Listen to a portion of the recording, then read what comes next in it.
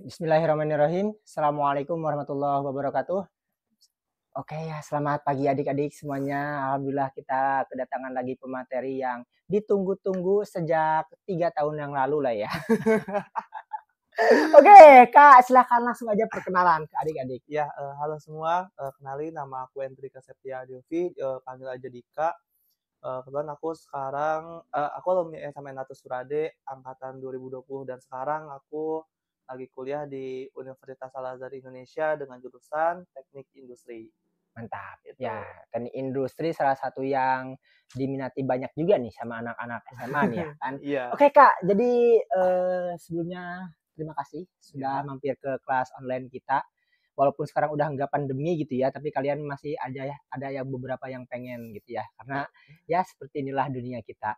Oke, Kak, sama kayak pembahasan kita di kelas dulu mhm, waktu kamu masih SMA dan iya, sekarang kamu udah menjadi mahasiswa, kita barengan ke sekolah, kita langsung ngebahas tentang biaya biaya kuliah. kuliah. Ya, oke. Berapa tuh biaya kuliahnya? Mau apa dulu nih, reguler apa beasiswa? Semuanya? Semuanya? Oke. Untuk di Universitas Al-Azhar Indonesia sendiri, itu biaya regulernya program studinya itu beda-beda, Mhm. kayak gitu. Tapi untuk rata-rata untuk awal masuk itu, minimalnya itu 14 juta kayak gitu. Nah, nanti untuk, semester selanjutnya itu ada potongan. Jadi, enggak setiap semester itu 14 juta, semester Mhm. kedua sampai semester ke-8-nya itu sekitar 8 jutaan, 8 sampai 10 juta. Nah, Mhm. kebetulan aku anak beasiswa, alhamdulillahnya jadi cuma bayar 400 ribu per semester, kayak gitu. Oke, mantap. Ada lagi, Kak? Udah sih. Itu untuk biaya awal ya? Iya, Ke sana-sananya ada biaya-biaya lagi nggak? nggak ada sih, paling nanti mau wisuda aja paling bayar. Cuma kan ketentuan dari, angkatan sama kampusnya nanti berapa, kayak gitu. Oke, siap. Itu untuk biaya reguler sama biaya yang Kak Enrika ini dapat potongan banyak ya, jadi sehingga menghasilkan 400.000 per Per semester. semester. Ini kayak murah dari PTN juga ini ya, kalau misalnya dipikir-pikir gitu, karena apalagi kalau kalian masuk PTN lewat jalur mandiri, uang pangkalnya lebih gede juga gitu ya. Oke Kak, gimana tuh bisa ceritanya ada jalur reguler yang cukup berimbang, ada jalur yang murah banget lebih dari PTN, gimana tuh ceritanya? Iya, awalnya itu kan sebenarnya, beasiswa ini tuh banyak ini ya, donatur-donatur dari luar yang memberikan, uang ke Mhm. universitas untuk membantu mahasiswa-mahasiswa baru agar, mendapatkan beasiswa supaya, Mhm. dia juga bisa kuliah. Awalnya aku juga nggak tahu sih, kayak iseng aja daftar ke Al-Azhar, tiba-tiba ada beasiswa, ya udah dicoba daftar beasiswa, dan ternyata dapet, dikirain tuh awalnya bohong kalau, itu tuh bener-bener 400 ribu kan. Mhm. Pas, bayaran semesteran itu bener-bener 400 ribu, bener-bener kayak, bohong, kayak, "Ini serius kuliah di Al-Azhar cuma 400 ribu?" Pasti pasti. Karena orang-orang mikir kan pasti Iya, wow gitu mahal ya. banget gitu kan, padahal kayak, "Ah, ya udah lanjut aja di sini," gitu kan, Mhm. daripada cari kampus lain juga yang belum tentu dapet beasiswa, Mhm. apalagi nyoba mandiri PTN yang waktu itu sangat mahal banget tuh. Yoi. Jadi, ya udahlah gas aja langsung ke Al-Azhar beasiswa itu. Oke, siap siap siap. Jadi kayak gitu ya adik-adik. Jadi ya kalian, utamakan tempuh dulu jalur-jalur beasiswanya Mhm. sebelum kalian, langsung ke jalur regulernya gitu ya. Jadi kita langsung ngebahas juga nih langsung ke jalur beasiswanya. Gimana sih Kak, buat dapet beasiswa-beasiswa ini? Kan banyak tuh ya di Ya. Al-Azhar. Nah, kemudian di Al-Azhar ini untuk beasiswa full yang kayak aku itu ada 3 macam, ada beasiswa KIP kuliah, korporat, sama hafiz Quran. Mhm. Nah, kalau untuk KIP kuliah itu khusus untuk anak-anak SMA-nya itu di Jabodetabek aja. Nah, untuk di luar Jabodetabek itu nggak bisa, itu bisa daftar di korporat atau hafiz Quran, kayak gitu. Nanti untuk yang korporat itu tinggal melampirkan, surat surat seperti, SKTM, terus juga sertifikat olimpiade akademik ataupun non-akademik, terus nanti, scan raport semester 1 sampai semester 5 itu minimalnya 8, sama nanti tuh kita bikin esai itu mengenai, kenapa sih kamu memilih jurusan itu, kayak gitu. Untuk beasiswa Hafiz juga sama, cuman untuk beasiswa Hafiz itu ada tambahannya minimalnya 7 juz, kayak gitu. Oke, siap. Nah, KMDK ini jadi semudah itu dapat beasiswa di Iya, sini? mudah banget. Wih, mantap juga ya. Oke oke oke. Jadi Enggak ribet kayak KIPK dong ya? Enggak. Cuma ngelampirin sertifikat aja, ya udah nanti lolos seleksi berkas, terus tes tulis, tes TPA sama tes TBI, udah gitu wawancara, udah keterima. Wah. Oh Simple. mungkin orang-orang mikirnya kalau beasiswa di Al Azhar itu agak ribet atau gimana gitu. Ya. Jadi ketika mau ngapain capek-capek atau buang-buang waktu masukin beasiswa paling nggak dapat. Iya. Ternyata lah justru semudah ini ya. Semudah itu, emang mudah banget. Bahkan dulu aja aku tuh ngisi berkasnya itu, bahkan tesnya itu lagi di rumah sakit. Oh, iya waktu dia masih ngejar-ngejar SBMPTN gitu ya. Benar ya? Iya, Jadi iya sampai bener collab banget. kamu ya? Iya, sampai collab. Waduh, oke. Itu ya Iya. adik-adik. Jadi kalian kalau misalnya ngejar tentang pembiayaan di sini di kampus Universitas Al Azhar Indonesia, regulernya tadi berapa Kak? Sekitar 14 jutaan. 14 jutaan.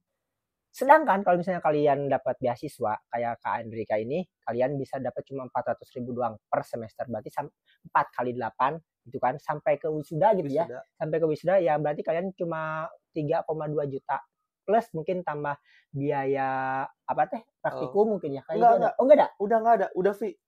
400.000 itu udah include semua. Udah kayak UKT dong ya? Iya. Berarti wih. Oke. Berarti 400.000 itu udah bener-bener. Udah dapat Cuma semua. tinggal bayar wisuda aja doang nanti ya. Iya, wisuda aja nanti terakhir. Wah. Saya agak dikira mah soalnya kan swasta mungkin biasanya kan swasta 400.000 per semester, nanti ada UTS-nya, ada UAS-nya, praktikumnya, apanya. Enggak ya? Udah free biaya bangunan, biaya SKS, biaya praktikum, udah free semua. Buku juga bisa diakses di perpustakaan sama e-book juga banyak. Jadi udah benar-benar free. Wow, guys, ini biayanya melebihi murah-murah, bisa jadi saingannya UIN ini mah. Kemarin kan saya ngomong UIN termurah di Indonesia. Oke, mungkin itu PTN ya. Iya, tapi PTN. Untuk swasta ini soalnya nggak expect-nya tuh ini di Jakarta loh ya, bisa semurah ini ya. Oke, itu ya adik-adik untuk pembiayaan kita cukupkan di sini dulu lah. Soalnya makin dibahas tentang biaya udah nggak ada biaya udah nggak ada pembahasan maksudnya. Kalau misalnya kita udah include 400.000 sampai selesai mah gitu ya. Atau ada lagi Kak tambahan tentang biaya? Nggak ada sih, paling ya biaya hidup itu juga tergantung masing-masing kan. Oke, siap. Kita langsung bahas tentang berapa biaya hidup kesehariannya kayak gitu. Tergantung sih, kalau aku kan ngekos di daerah Sudirman itu dapat 1.025.000, itu udah include semua, udah cuci gosok, udah dapat kasur juga, lemari, include listrik, wifi, sama dapur, kelas bersama, refill air, udah enak pokoknya semuanya udah dapat, itu 1.025.000. Terus aku lebih pilih pakai kendaraan umum karena kan di Jakarta ada yang namanya busway ya, Transjakarta. Nah itu lebih murah, itu sekali tap cuma 3.500. Jadi aku dari kosan ke kampus tuh satu harinya cuma 7.000 doang. Pulang pergi. Gitu. Kalau untuk kalau untuk kendaraan, kalau untuk makan ya itu tergantung masing-masing. Kalau aku kebetulan makannya di warteg. Siap. Warteg Pride. Aku makan nasi. Aku nasi masak sendiri. Jadi beli lauknya aja itu buat sehari 10.000 cukup. Cuma kadang ya kalau kalian emang anak nongkrong suka nongkrong tuh di Jakarta di kafe-kafe gitu, paling nongkrong ya jarang sih, paling 100-200 ribuan lah cukup beli kopi doang. Oke. Berarti kalau diakumulasikan sebulan, Kak Hendrika berapa tuh butuhnya? Kalau aku habis 3 juta satu bulan. 3 juta sebulan, itu termasuk kos kan ya maksudnya? Udah termasuk kos, ya gitu ya. Oke ya gimana dong, ini Jakarta guys, bukan Surade gitu ya. Jadi 3 juta sebulan tuh bisa dibilangin murah lah ya untuk Jakarta mah. Untuk Jakarta loh, ibu kota negara kita. Gitu ya, 3 juta sebulan tuh cukup murah lah ya gitu. Untuk misalnya dia udah masuk kos ya, bukan buat makan doang 3 juta tuh udah masuk kos, tempat tinggal, enak, udah dicuciin, udah digosokin, itu iya udah enak banget ya, tinggal di sana gitu ya. Udah pakai aja. Oke, itu ya buat kalian mau ngikutin jejak Kak Hendrika, tinggal di kos yang itu bolehlah nanti kontak-kontak Kak Hendrika. Ada pembahasan lagi Kak untuk masalah biaya? Udah nggak ada sih. Udah nggak ada ya? Udah nggak ada. Cukup. Itu ya adik-adik. Kalau misalnya kalian masih bingung atau masih nggak percaya tentang biayanya, nanti kalian bisa kontak Kak Hendrika.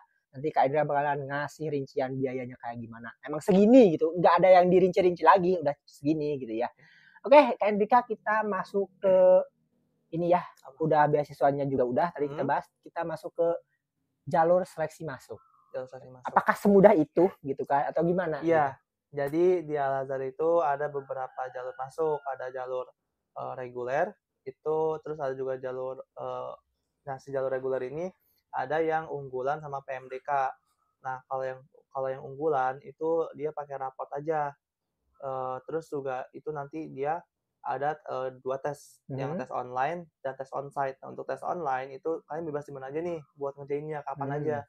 Kalau tes onsite itu ditentuin sama universitas, Hmm. kalian dijadwalin kayak gitu. Terus ada kalau PMDK itu kalian tinggal masukin raport aja sih, minimalnya 7,50 itu tanpa tes kayak gitu. 7,50 doang loh, masa nggak bisa udah KKM Udah ini mah. KKM, Iya. itu tanpa tes. Nah, kalau yang untuk mau tes, yang mau tes itu tesnya ada tes TPA sama tes TBI. Kalau tes TPA itu tes ponsel akademik, kayak biasa ada matematika, ada bahasa Indonesia, terus ada IPA, IPS, kewarganegaraan, sama pendidikan agama Islam. Nah, kalau TBI-nya itu tes bahasa Inggrisnya kayak TOEFL, ada reading, ada listening-nya juga, Mhm. kayak gitu. Terus untuk yang mungkin orang tuanya PNS atau guru non PNS itu juga ada di kita beasiswa khusus itu potongan 60% kayak Wah, gitu. ngerti banget berarti ya tentang PNS. Soalnya banyak anak-anak PNS yang mengeluhkan gitu ya tentang Iya, jadi tidak semua PNS itu katanya banyak duit, hmm, apa, berkecukupan dan sebagainya. iya, Ternyata Al-Azhar ada ya ada beasiswa buat anak PNS ya? potongannya 60%. Terus Wah. terus untuk teman-teman nih yang sekiranya punya beasiswa seni atau olahraga ataupun olimpiade akademik atau pengurus OSIS itu bisa banget, itu juga dapat potongan 60% dan itu tanpa tes masuk ke Al-Azharnya, tinggal melampirkan sertifikat atau surat keterangan dari kepala sekolah, kayak gitu aja sih. Siap. Udah, Kak? Udah. Itu ya, jadi nggak begitu dipersulit ya masuknya ternyata ya. Cuma untuk gelombang-gelombangnya kayak gimana tuh, Kak? Nah, untuk gelombangnya sekarang tuh lagi dibuka gelombang 2 kebetulan. Mhm. Itu dibuka gelombang 2 dan gelombang terakhir tuh sampai tanggal 31 Agustus pokoknya. Gelombang 4 itu ditutup tanggal 31 Agustus. Jadi kalau mau daftar dari sekarang sampai sebelum 31 Agustus itu bisa bisa banget Oke, daftar. siap Cuman siap. kalau untuk beasiswa, nih yang beasiswa full itu sampai 18 Maret dibukanya. Mhm. Kayak gitu. Kalau untuk KIP kuliah nih buat kalian di Jabodetabek itu nanti akan ada info selanjutnya.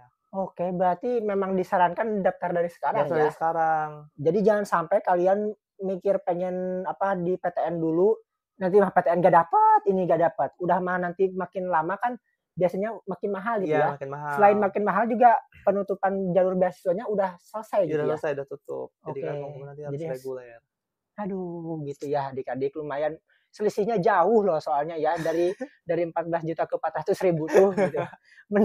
Itu masalahnya gitu ya adik-adik. Iya, Jadi iya, iya. silahkanlah kalian pikirkan ini baik-baik ya.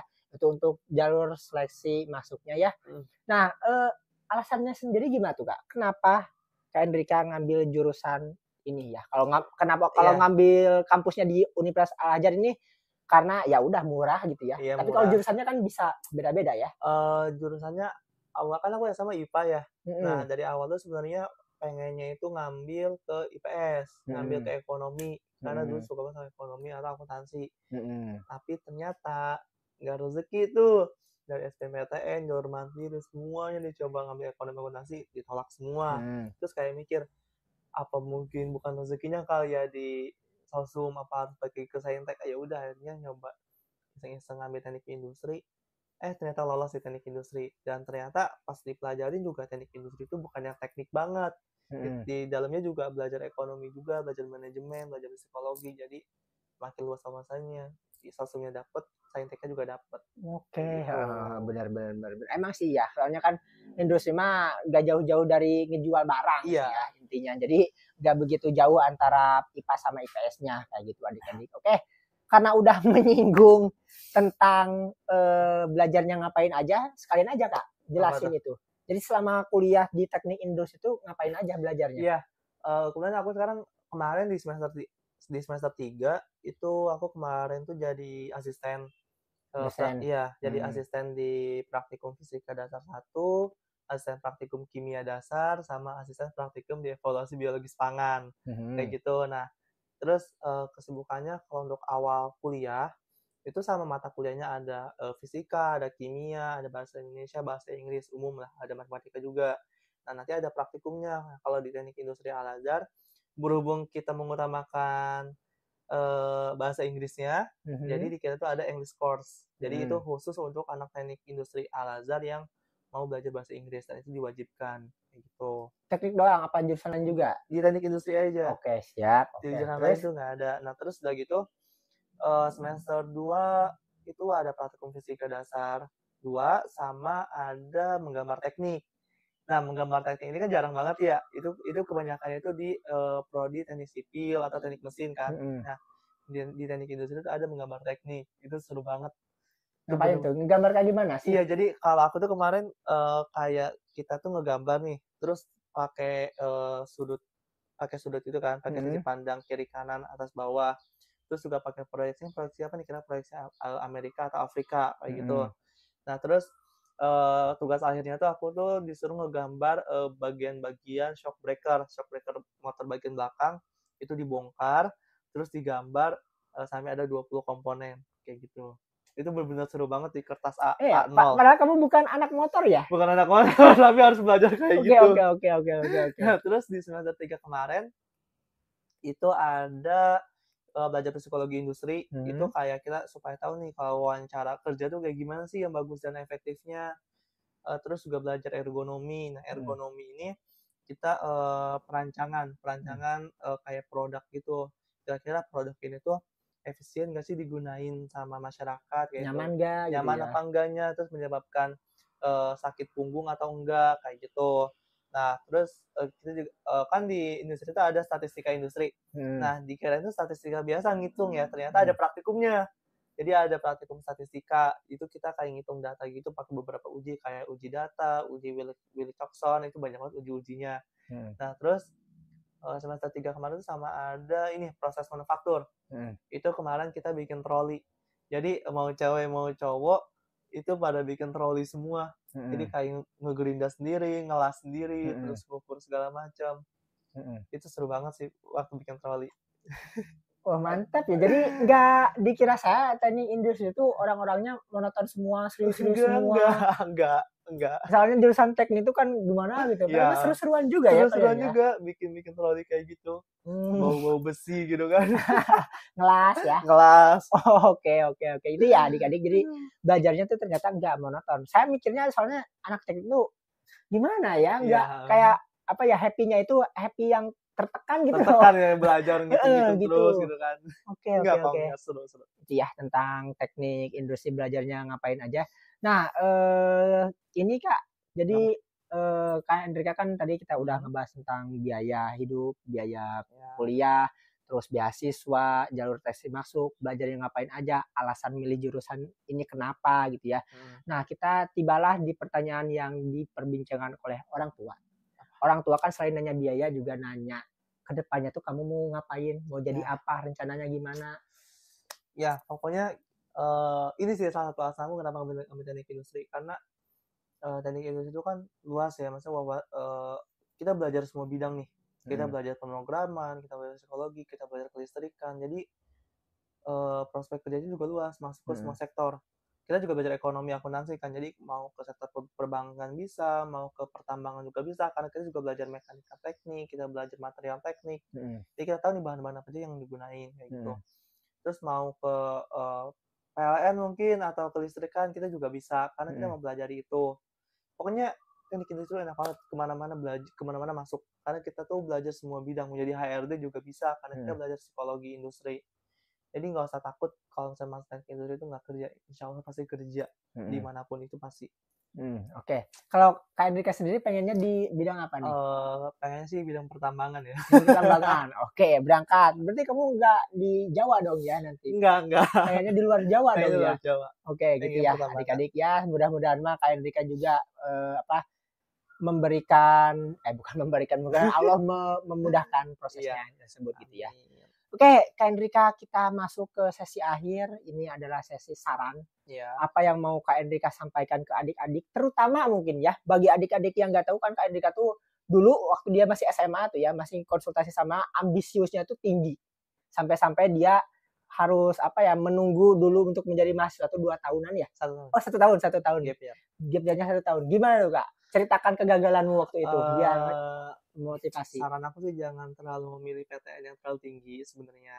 Nah, terus juga Sadar diri ya? Iya, sadar diri. Kata kamu kan ada yang sadar diri. Nah, terus kalau bisa ada 2 pilihan nih. Kalian mendingin jurusan atau mendingin universitas. Pasti kalau orang yang mendingin universitas, dia pasti daftarnya bodo amat lah mau kuliah jurusan apa aja yang penting masuk univ itu. Ada yang kayak gitu tuh. Tapi ada juga yang pokoknya mau masuk jurusan ini terserah kampusnya di mana aja. Ada juga yang kayak gitu. Itu dipertimbangkan lagi matang-matang. Kalian mau ke universitasnya atau mau ke jurusannya gitu. Pelan-pelan. Semangat banget nih. Terus apa lagi ya? Mungkin belajarnya lebih ditingkatin lagi, cari-cari informasi, terus juga jangan terlalu berharap SNMPTN karena kita nggak bisa ngandelin hoki-hokian tuh, nggak bisa tuh. Iya, betul. Kita harus siapin SBMPTN itu susah banget. Aku dulu belajar itu dari jam 8 pagi sampai jam 4 pagi. Itu benar-benar nonstop belajar, istirahat cuma buat sholat sama makan sama mandi. Selebihnya nggak ada istirahat sama sekali. Dan ya ternyata gagal juga masuk PTN, dan PTN itu sesulit itu buat digapai.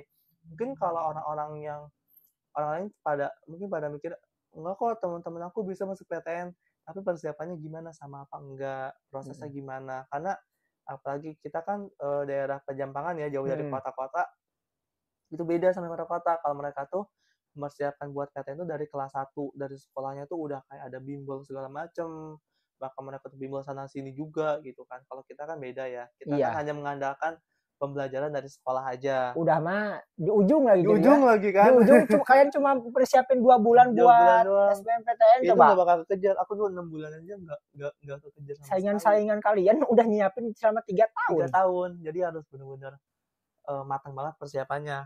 Terus saran aku kalau misalnya emang kalian gak mau egois sama universitas, daripada jalur mandiri mending ke swasta. Karena di swasta banyak banget beasiswa. Karena gitu. Kan kalian milih negeri juga intinya karena biaya kan, lebih murah. Sebenarnya. Tapi kan kalau swasta ada solusi yang lebih murah kayak Al-Azhar gitu ya. Soalnya murah juga bukan ecek-ecek ini mah ya gitu. Maksudnya bukan ecek-ecek itu ya kalian lihatlah nanti ada profil videonya ya gitu ya. Nanti ada profil videonya juga. Nah, terus juga jangan pernah anggap swasta itu jelek. Aku dulu bener-bener gak mau swasta karena mikirnya kayak ngapain kuliah di swasta gitu kan. Masa sih gitu PTN gak mau nerima gitu. Kayak udah sombong banget tuh, udah kayak pasti keterima PTN lah, gak mungkin masuk swasta. Ternyata masuknya ke swasta, dan pas masuk swasta ternyata gak kalah bagus dari PTN kok. Kita sama-sama belajar bareng, yang dari PTN juga belajar, dari swasta juga belajar gitu. Cuma ya balik lagi ke diri sendiri, dapat apa enggak ilmunya. Oke gitu ya. Jadi kalian tadi kan tahu kan Kak Enrika aja waktu daftar ke Al-Azhar itu katanya sambil di rumah sakit dirawat gitu ya. Ya dia kan tadi bilang juga kan, bayangkan dari jam 8 pagi sampai jam 4 subuh, waktu tidur acak-acakan, tipes, gitu berarti ya Kak Enrika. Ya dia sampai ambisiusnya sampai ikut 5 bimbel loh. Jadi kan biasanya bimbel tuh sehari paling 2 jam gitu ya. Jadi dia nyari lagi bimbel yang lain tuh, wah muter terus gitu ya. Ya udahlah, jadi gimana kalian aja, buat kalian. Pokoknya intinya kalau dari pesan kami lah, kami berdua, kalian silahkan perjuangkan PTN, tapi jangan lupakan juga PTS. Biar ketika kalian tumbang, kalian masih ada harapan gitu. Nggak harus nunggu lama-lama lagi gitu ya. Apalagi PTS Universitas Al-Azhar Indonesia ini udah lebih murah, bahkan menyeratai UIN. Yang saya selalu bilang termurah kayak gitu ya. Oke Kak Enrika, cukup? Iya cukup. Oke gitu ya adik-adik, buat kalian yang masih pengen tahu jurusan lain, kampus lain, silahkan komentar. Nanti Kakak carikan pematerinya. Sekali lagi buat Kak Enrika, terima kasih banyak sudah berkunjung di kelas online kita. Adik-adik, sampai jumpa lagi di pertemuan selanjutnya. Assalamualaikum warahmatullahi wabarakatuh. Dadah.